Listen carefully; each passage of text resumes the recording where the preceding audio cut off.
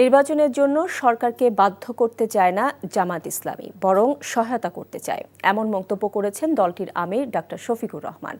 গত ৯ মাসেও সংস্কার এবং গুম খুনের বিচার প্রক্রিয়া দৃশ্যমান না হওয়ায় কিছুটা হতাশা ব্যক্ত করেন দলটির আমির। প্রত্যাশা করেন রাজনৈতিক দল এবং অংশীজনের মধ্যে অর্থবহ সংলাপের সংকট কেটে যাবে। আবির আহমেদের রিপোর্ট।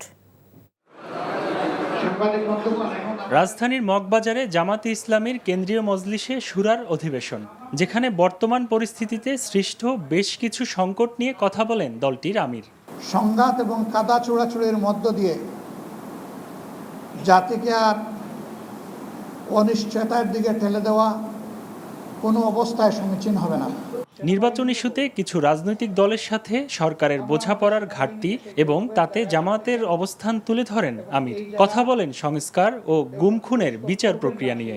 জাতীয় নির্বাচন এই বছরের ডিসেম্বর থেকে আগামী বছরের জুনের মধ্যে সম্পন্ন করতে চান, তার এই কথার উপরে আমরা আস্থা রাখতে চাই।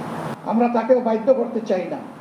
যারা গত 15.5 বছর ধরে এই দেশে মানুষকে গুম করেছেন, তাদের বিচারের প্রক্রিয়াটা দৃশ্যমান হতে হবে। একটা অন্তর্বর্তীকালীন সরকারের সময়ে পুরা বিচার হয়ে যাবে, এটা কেউ দাবি করে না, কিন্তু বিশ্বাসযোগ্য দৃশ্যমান কিছু কাজ তো সামনে আসতে হবে। সেরকম কিছু এখনো জনগণ দেখতে পাচ্ছে না। রাজনৈতিক দল ও অংশীজনদের সাথে আলোচনার মাধ্যমে সমাধানের প্রত্যাশা করেন জামাতের এই শীর্ষ নেতা। মানবিক করিডোরের নামে একটা উদ্যোগ, এর সাথে জাতীয় নিরাপত্তার বিষয় জড়িত। রাজনৈতিক দলসমূহের সাথে বসে, আরও যারা অংশীজন আছেন তাদের সাথে বসে, সকল পক্ষের সাথে না বসে এই ধরনের কোনো উদ্যোগ নেওয়া দেশের জন্য কল্যাণকর হবে না। সেনাবাহিনী নিয়ে যে কোনো বিতর্কিত মন্তব্য দেশের সার্বভৌমত্বকে ক্ষতিগ্রস্ত করবে বলেও মন্তব্য করেন তিনি।